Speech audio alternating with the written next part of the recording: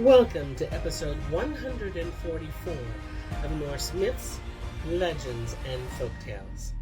My name is MyLinda Butterworth, and today we find out how having a good wife who always looks for the good things in life can be a blessing, and Gudbrand on the Hillside. There was a man whose name was Gudbrand.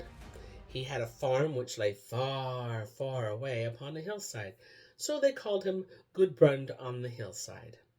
Now you must know this man and his good wife lived so happily together and understood one another so well that all the husband did, the wife thought so well done.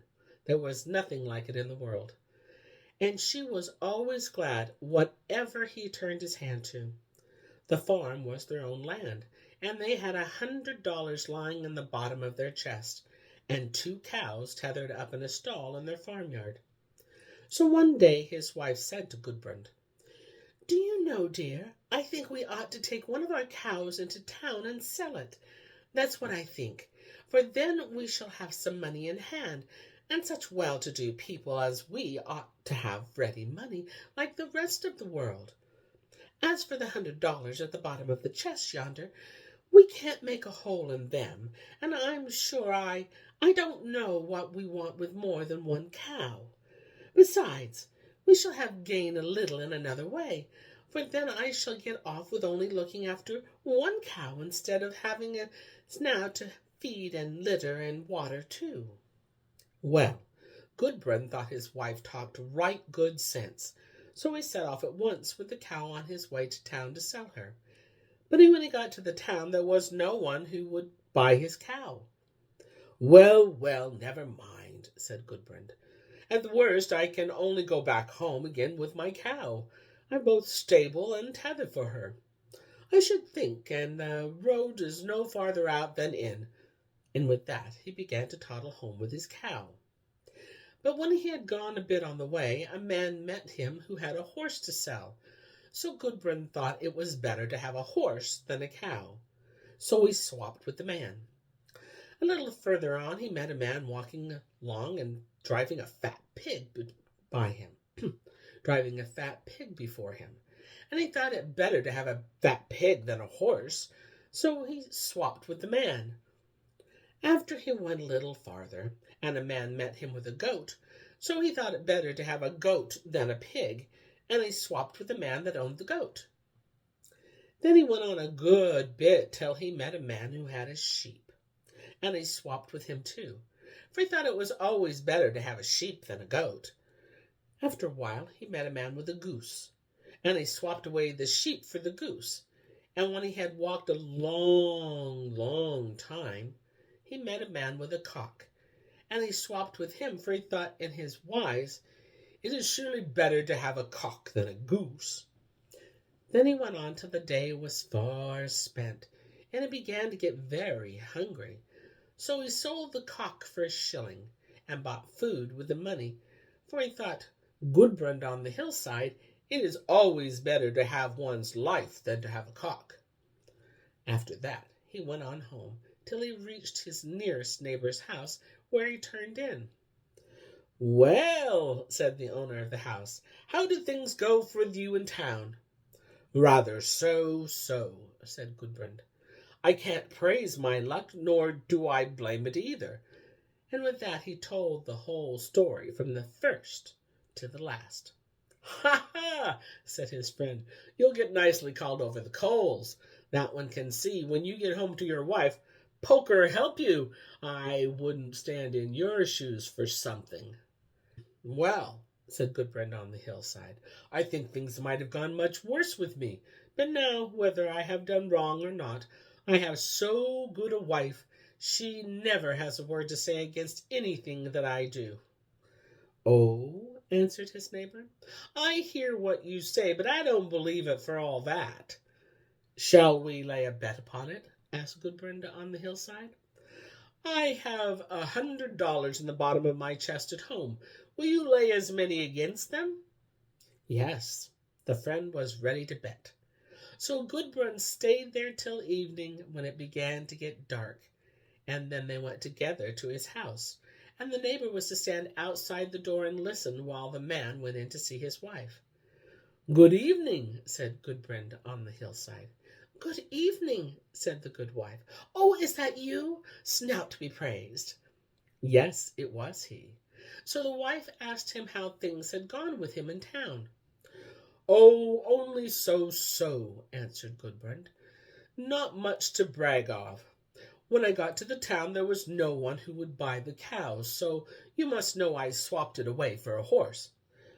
"For a horse?" said his wife. "Well, that is good of you. Thanks with all my heart. We are so well-to-do that we may drive to the church just as well as other people, and if we choose to keep a horse, we might write to get one. So run out, child, and put up the horse." "Ah," said Gudbrand, "but you see I've not got the horse after all, for when I got a bit further on the road I swapped it away for a pig."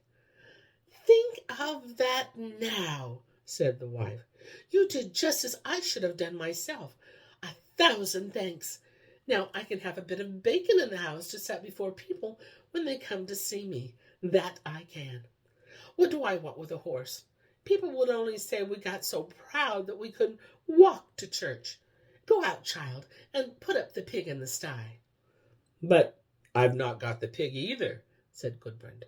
"For when I got a little farther on I swapped it away for a milk goat." "Bless us!" cried the wife. "How well you manage everything. Now I think it over. What should I do with a pig? People would just point at us and say, 'Yonder they eat up all and they got.' No, I have a goat, and I shall have milk and cheese and keep the goat too. Run out, child, and put up the goat." "Nay, but I haven't got the goat either," said Gudbrand. "For a little farther on I swapped it away and got a fine sheep instead." "You don't say so," cried his wife.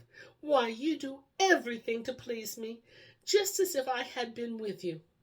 What do you want with a goat? If I had it, I should lose half my time in climbing up the hills to get it down. No, I have a sheep. I shall have both wool and clothing and fresh meat in the house. Run out, child, and put up the sheep." "But I haven't got the sheep any more than the rest," said Gudbrand. "For when I had gone a bit farther I swapped it away for a goose." "Oh, thank you with all my heart," cried his wife. "Why should I do with a sheep? I have no spinning wheel, no carding comb, nor should I carry to worry myself with cutting and shaping and sewing clothes. We can buy clothes now, as we have always done. And now I shall have roast goose, which I have longed for so often. Besides, down to stuff my little pillow with. Run out, child, now, and put up the goose." "Ah," said Gudbrand, "but I haven't the goose either, for when I had gone a bit farther I swapped it away for a cock." "Dear me," cried his wife, "how you think of everything, just as I should have done myself. A cock! Think of that! Why, it's as good as an eight-day clock, for every morning the cock crows at 4 o'clock, and we shall be able to stir our stumps in good time. What should I do with a goose? I don't know how to cook it, and as for my pillow, I can stuff it with cotton grass. Run out, child, and put up the cock." But I haven't got the cock," said Gudbrand. "For when I had gone a bit farther I got so hungry as a hunter, so I was forced to sell the cock for a shilling, for fear I should starve." "Now, Snout be praised that you did so," cried his wife. "Whatever you do it always just after my own heart. What should we do with the cock? We are on our own masters, I should think, and can lie in bed in the morning as long as we like. Poker be thanked that I have got you safe back again. You who do everything so well that I want neither cock nor goose, neither pigs nor cattle." Then Gudbrand opened the door and said, "Well, what do you say now?